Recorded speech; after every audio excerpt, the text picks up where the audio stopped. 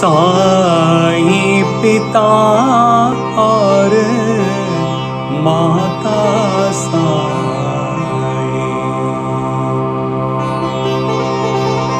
साईं पिता और माता साईं,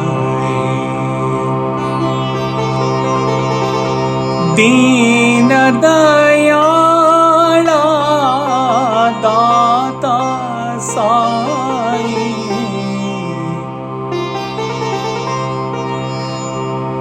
दीन दयाला दाता साईं,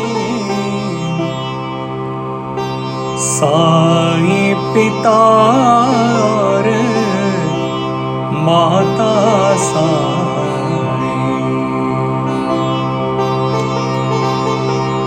साईं गुरु साईं सखा सहोदर,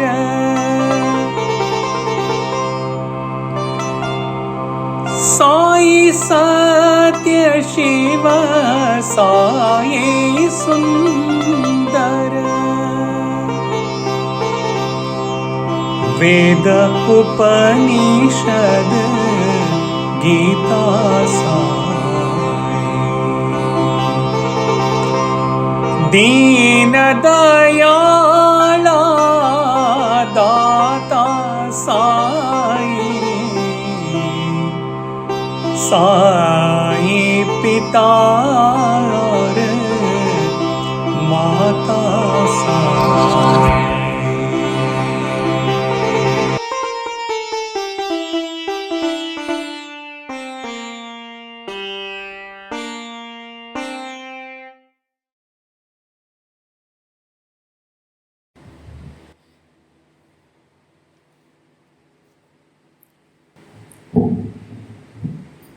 Thou art our Divine Mother, Divine Father, the ever-compassionate Lord, who protects we Deenas ever, the Supreme Sadguru, eternal friend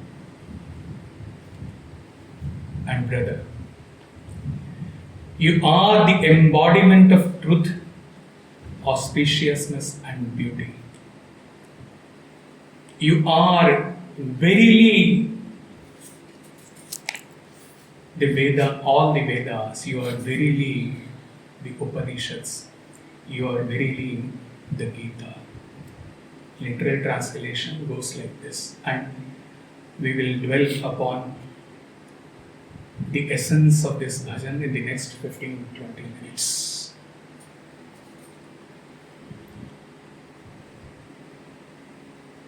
For those who have heard Tumho Anathanatha Bhagavan, the aspect of Pita and Mata were dealt in that talk at the highest level, as given in the Rig Veda,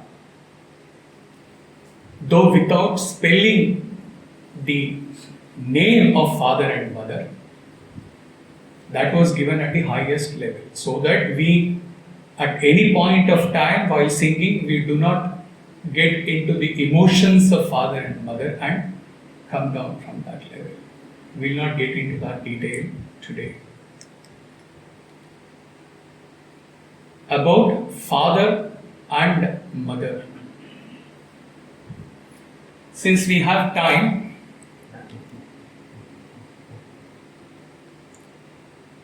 those who are up to 40 years today, two of you, okay, exception granted to both of you also, and but you have to tell, otherwise we will go beyond the time.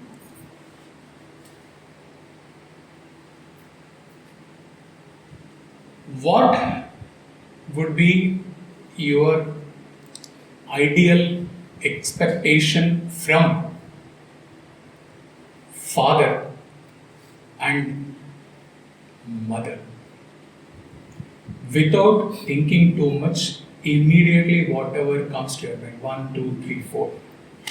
Two of you talk about father, two of you talk about mother. Yes. No thoughts, just whatever comes. When I look at my father, I look at him as my role model and a person who instills values and sets the character for the family. He's also the breadwinner. He works hard, but of course he never gives light to these actions. It's all done through love, done silently. So that is something I learned from him. Is that hard work and okay, we will take call. Tell them also. You got the question now? What would be your expectation from father and mother? Ideal expectation from father and mother. Do you have time? 2 minutes to think. Yes. For me, no expectations. Okay, leave it. Let us not make it personal. What comes to your mind if you talk about an ideal father? May not be your father.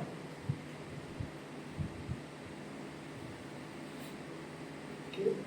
As an ideal father, the care, the love, and the warmth that he has to take care of his family, give warmth to his family, and guide the family to the goal of what we have to go reach there.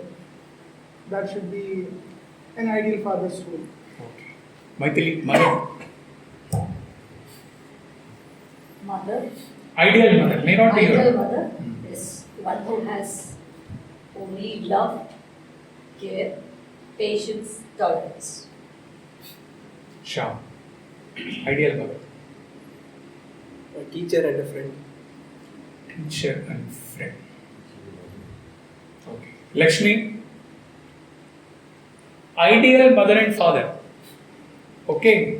Ideal mother and father, those who are blinded by the fact that we are their children, so they should be so nice to us and make sure we are happy and kind. No, they should discipline us and I don't know, just make us good in a way.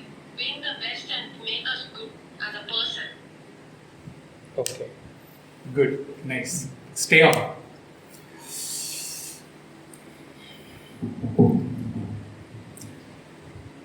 Ideal father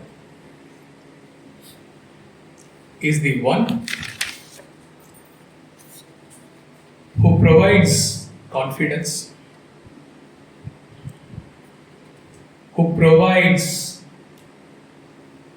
he is the one who initiates wisdom or intellect in his child, provides protection, provides security in all ways, whatever ways we can think of. This is the ideal father. And when it comes to mother, without getting into detail, for those very few of you who have gone through the creation session,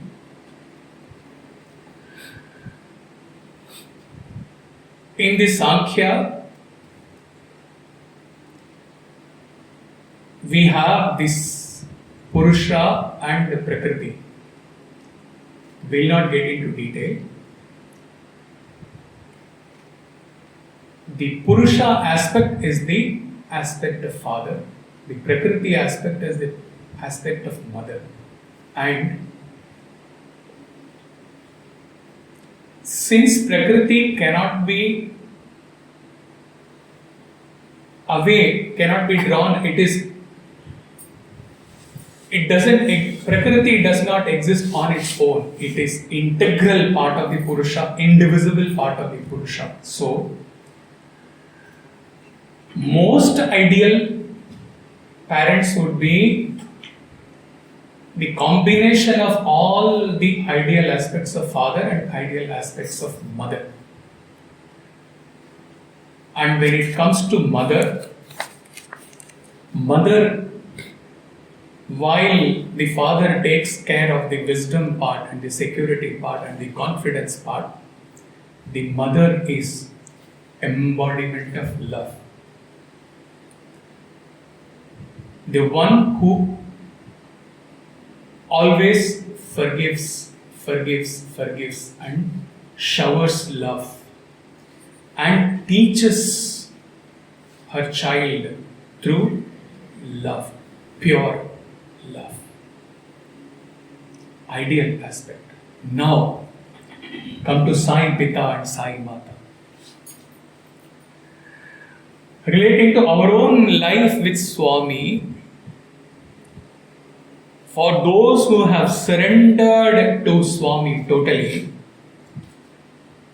how much confidence, how much sat buddhi, how much security, how much protection Swami has given to us.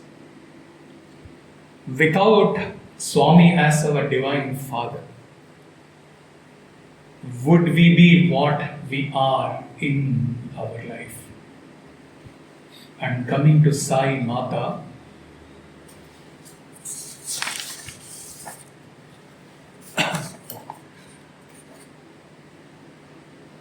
how much he has showered his love on us may not be explicitly through hugging us, through caressing us, but in the most subtler level where only we, it is one-to-one equation of the devotee with Swami, where how much the devotee feels the love of Swami. Forgiving us for all our mistakes and showering love on us endlessly. Is it not true that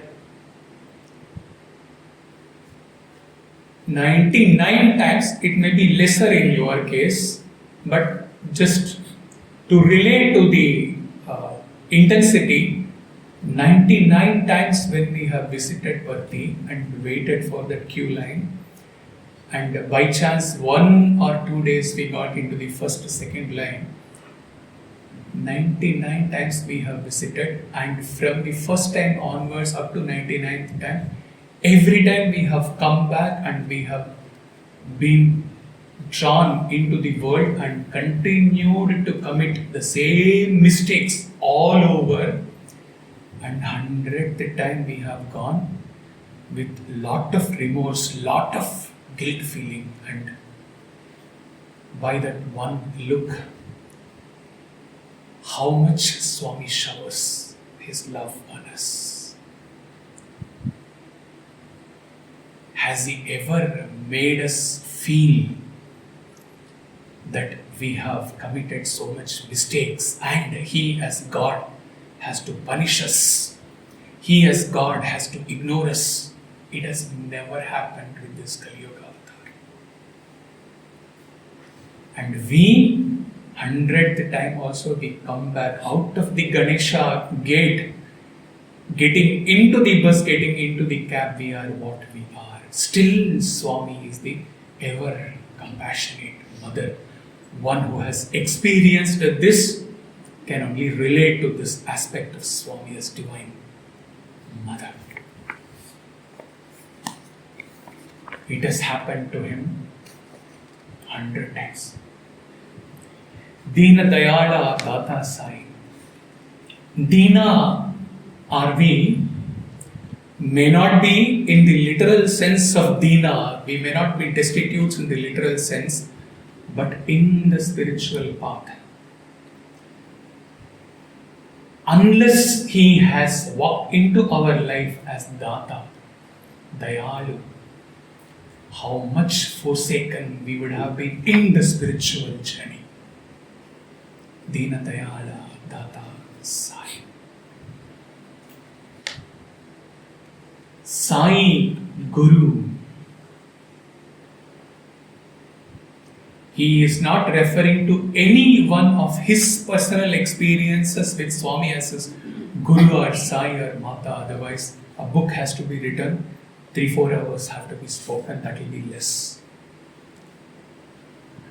Sai as our Guru, he acts in two ways. On the one hand, he has taught us as our Guru, as our Sadguru, as Swami. And equally important, within us, as the Sadguru within us, he has made it possible for us to imbibe whatever he has taught to us. This dual role, if Swami has not played without and within, we would be lacking in taking up his teachings totally. This aspect of Swami combines with the Pitha aspect, which we have taught, who provides wisdom. So he takes up the role of Guru and Pitha together. The Pitha is the one who gives the Brahmopadesha to us when the Upakarma is done. Okay, when Punal is performed. But then here, 24/7, 366 upon 365 days, he has been teaching us as the Sadguru, where he combines the Pitha and the Guru aspect so beautifully. Sai Guru. Sai Sakha.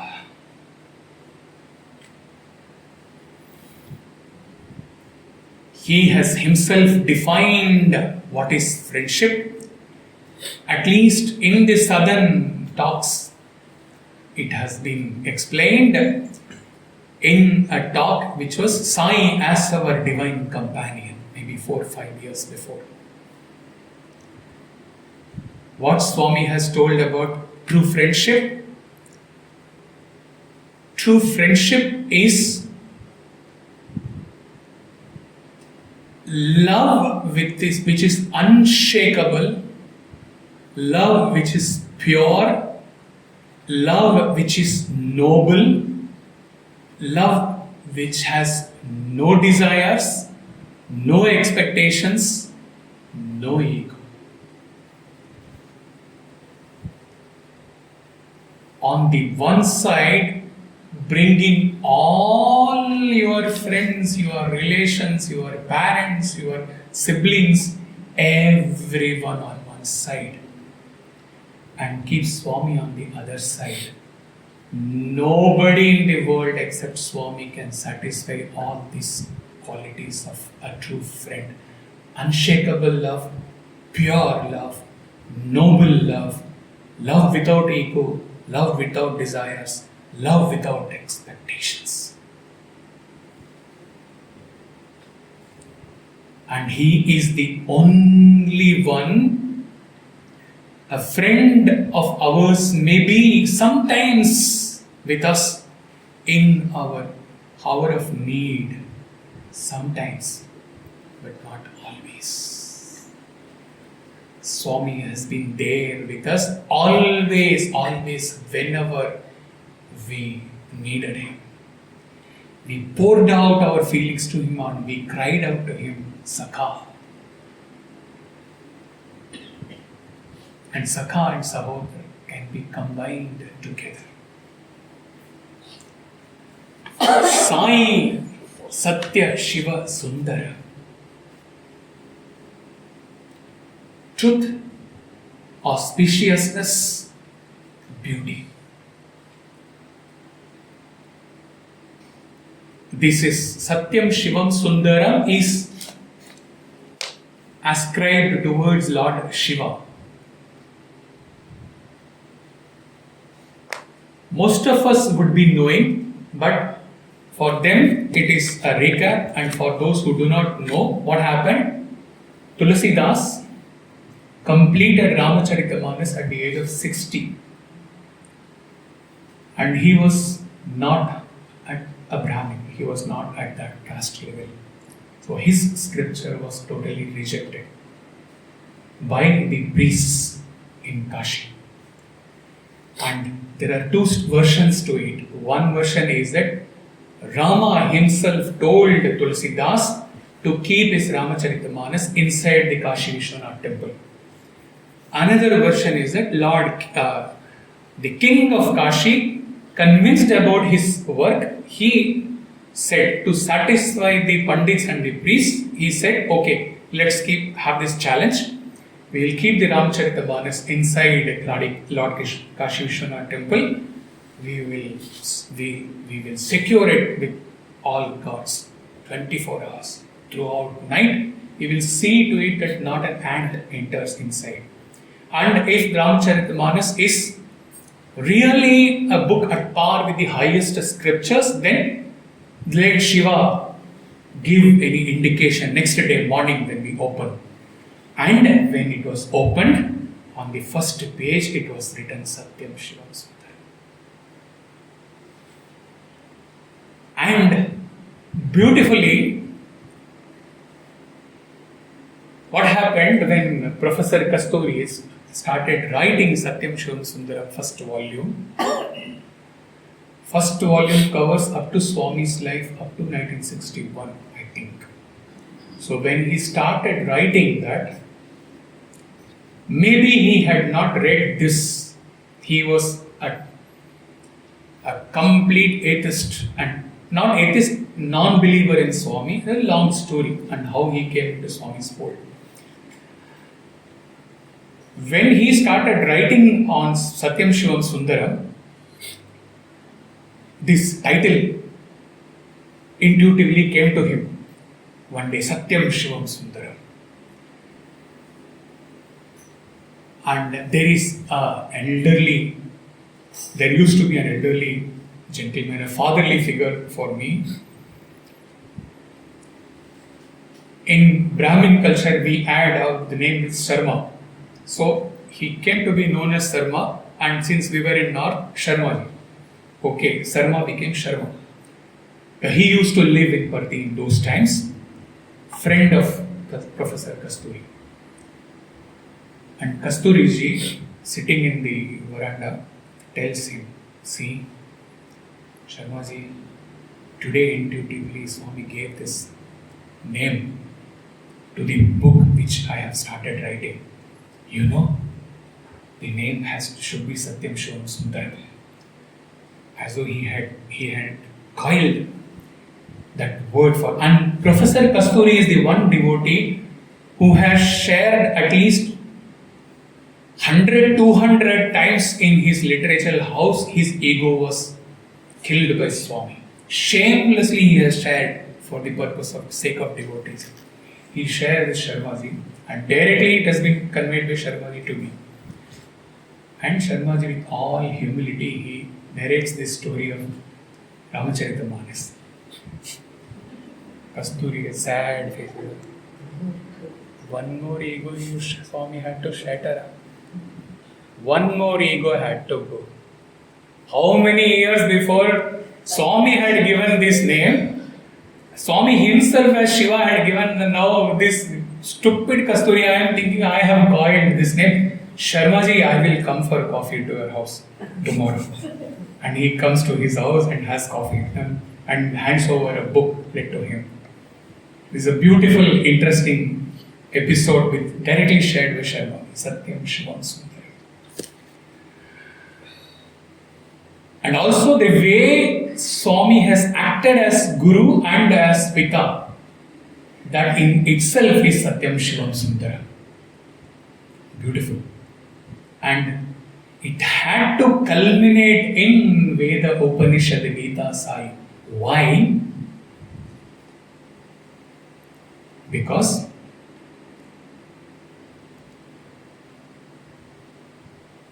like we say in Bhakti Yoga, the Bhakta, Bhakti and Bhagavan has to merge together.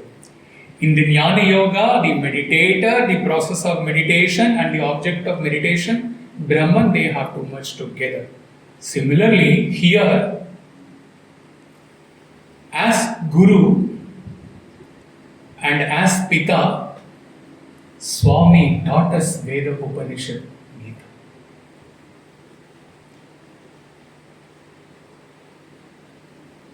And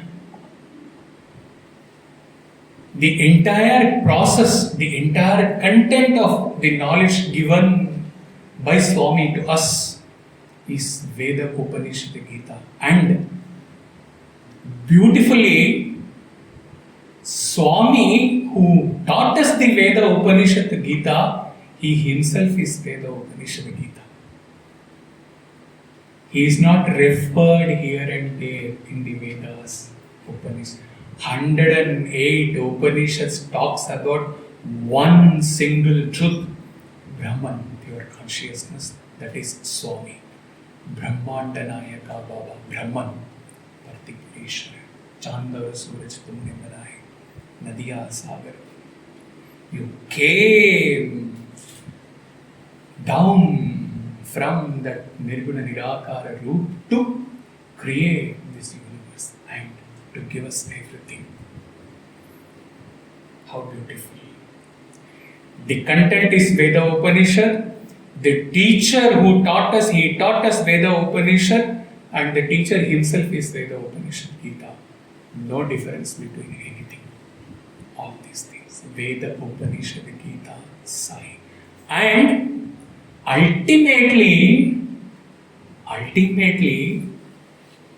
when, if at all, we are destined to realize self in this birth, what Swami has taught us directly or indirectly through scriptures, if we are destined to realize self, if we are destined to attain moksha, then when the division, when the duality between the Guru and the Shishya goes, then due to that Deena, Dayala, Daata, we ourselves end up existing as Veda, Upanishad, Geeta. Beautifully, at the end, when we realized.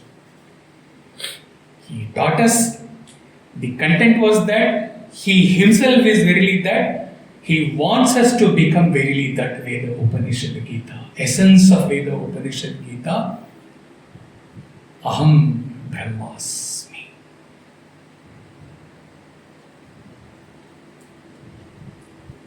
The ultimate line of Jesus Christ when he started that you are my Father. And then ultimately he ended with the line, I and you are one. Swami is Veda, Upanishad, Geeta. We are that Veda, Upanishad, Geeta when we have taken the teachings and gone through the process of Shravana, Manana, Nididhyasana, or in the path of Bhakti, whatever. When we have merged with Swami, Veda, Upanishad, Geeta, Veda, Upanishad, Geeta, for that, for a duality to be existing, there has to be a subject, there has to be object, and there has to be a differentiation between the subject and the object. Then Swami is Veda, Upanishad, Geeta, and when he has granted that last kripa, daya karo, kripa karo, raksha karo, when he has granted that grace, ultimately how much ever you meditate, how much ever you do sadhana, how much ever you make efforts, last that he has to come as Bhakta Vatsala, as Karuna Sagara, he has to hold your hand and take you to that abode Vrindavan. Without that grace, with your efforts, it is not possible to attain realization. So when he has come, like he held the hand of Meera, when he has come, convinced thoroughly with our efforts, with our purushartha, when he has come, when he has held our hand, handless hand holds our hand and takes us to that abode, Prashanti, then he is the subject, we are the subject. He is the Veda Upanishad Geeta, we are the Veda Upanishad Geeta, the duality ends.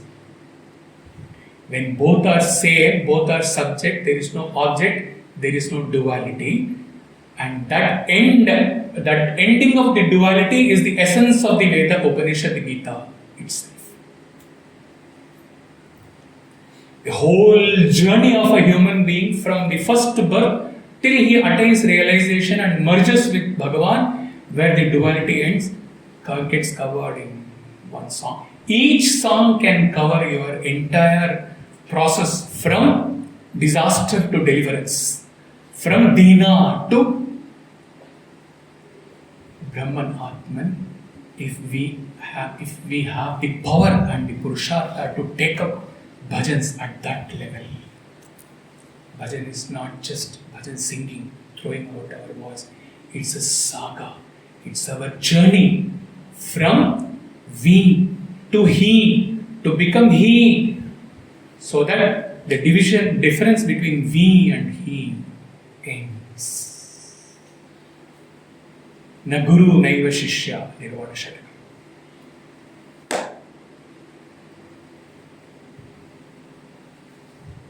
Veda Upanishad Geeta Sai.